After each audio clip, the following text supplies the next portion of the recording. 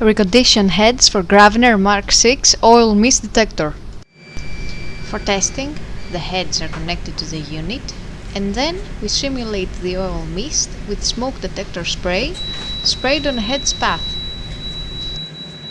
Apart from hearing the alarm, we can also see the relevant indicator lights on both the head and the unit, as well as a message on the screen.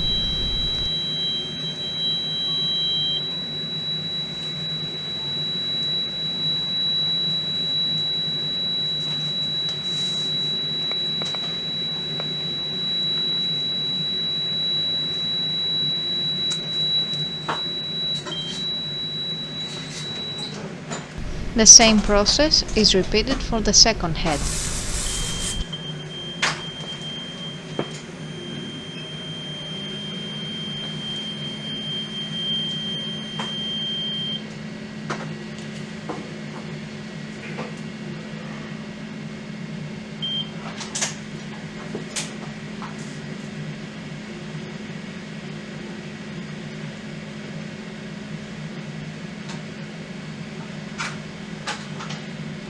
We can now see that both detector heads are operating successfully and are ready to be delivered to the customer.